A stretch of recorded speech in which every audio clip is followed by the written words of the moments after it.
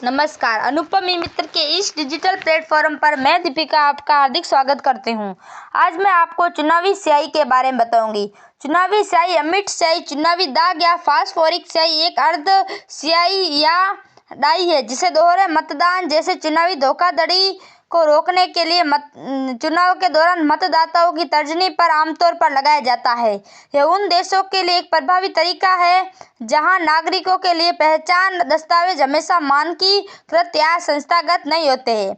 अधिक आम चुनाव स्याही रचनाओं में से एक सिल्वर नाइट्रेट पर आधारित है जो कई हफ्तों तक रहने वाला दाग पैदा कर सकती है। इसके प्रयोग पहली बार 1962 के भारतीय आम चुनाव के दौरान मैसूर राज्य, जो अब आधुनिक राज्य कर्नाटक है, में किया गया था। चुनाव में दोहरे मतदान को रोकने के लिए इलेक्टोरल स्टैंड का उपयोग एक प्रभावी सुरक्षा सुविधा के रूप में किया जाता है। स्याही आम तौर पर बाएं हाथ की तर्जनी पर लगाई जाती है, विशेषकर छल्ली पर, जहां इसे जल्दी से हटाना लगभग असंभव है। स्याही को परिस्थिति और पसंद के आधार पर विभिन्न तरीकों से लगाया जा सकता है। सबसे आम तरीके हैं स्पंज इंसर्ट वाली डिपिंग बोतलें, ब्रश एप्लीकेटर वाली बोतलें, स्प्रे बोतलें और मार्कर पेन। चुनावी दाग में आमतौर पर तत्काल पहचान के लिए एक रंग द्रव्य होता है, एक सिल्वर नाइट्रेट, जो पराबैंगनी प्रकाश के संपर्क में आने पर त्वचा पर दाग लगा देता है, जिससे एक निशान निकल जाता है जिसे धोना असंभव होता है और इसे केवल बाहरी त्वचा कोशिकाओं को बदलने के बाद ही हटाया जाता है। उद्योग मानक चुनावी स्याही में 10%, 14%, 18% सिल्वर नाइट्रेट घोल होता है, जो निशान के दिखाई देने की आवश्यक अवधि पर निर्भर करता है।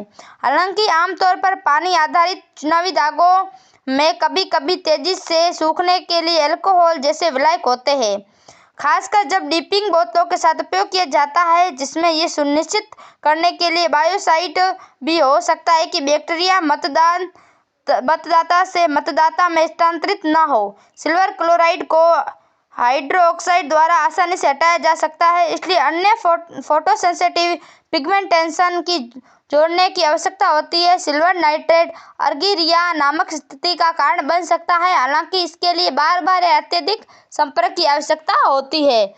लंबी उम्र चुनाव का दाग आमतौर पर त्वचा पर 72 से 96 घंटों तक रहता है, जो नाखून और क्यूटिकल क्षेत्र पर 2 से 4 सप्ताह तक रहता है। चुनाव में इस्तेमाल की जाने वाली स्याही क्यूटिकल क्षेत्र पर एक स्थायी निशान बना देती है, जो नए नाखून के उगने के साथ ही गायब हो जाता है। नए नाखून उगने से दाग को पूरी तरह से बदलने में 4 महीने तक का समय लग सकता है।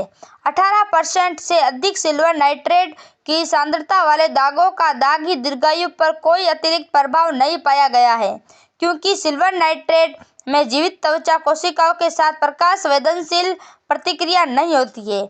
इसका मतलब यह है कि नई त्वचा उगने पर दाग फीका पड़ जाएगा। पहला, सिल्वर नाइट्रेट एक जलन पैदा करने वाला पदार्थ है और इसका उपयोग 25% या उससे अधिक की सांद्रता पर जलन पैदा करने वाले एजेंट के रूप में किया जाता है। दूसरा, रंग चुनावी दाग परंपरागत रूप से बैंगनी रंग का होता है। इससे पहले कि फोटो सेंसिटिव तत्व काला या भूरा निशान छोड़ने के लिए प्रभावी हो। हालांकि 2005 के सूरीनाम विधानसभा चुनाव के लिए मतदाताओं की उंगलियों पर निशान लगाने के लिए रंग के रूप में बैंगनी की जगह नारंगी रंग लिया गया, क्योंकि ऐसा पाया गया है कि ये लंबे समय तक टिकता है और मतदाताओं के लिए अधिक आकर्षक है, क्योंकि यह राष्ट्रीय रंगों से मिलता जुलता है। क्षमता मार्कर पेन स्याही का सबसे कुशल उपयोग है। एक 5 मिलीलीटर पेन 600 लोगों को चिन्हित करने में सक्षम है।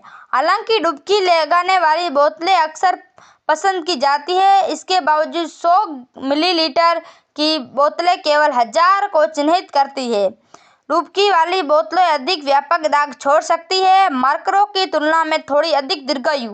हालांकि मार्कर पेन बहुत सस्ते होते हैं और परिवहन में आसान होते हैं, जिससे चुनाव आयोजकों को लागत काफी कम हो जाती है और जब दाग की आवश्यकता होती है तो केवल 3 से 5 दिनों के लिए गारंटी देने का विकल्प सुझाया जाता है। उचित तरीके से लगाने पर मार्कर पेन भी बहुत छोटा निशान छोड़ते हैं, जो कई मतदाताओं को अधिक पसंद आता है। ये थी जानकारी आप सबके लिए। हमारे चैनल को सब्सक्राइब करना ना भूलें और वीडियो को लाइक जरूर करें और मतदान जरूर करें।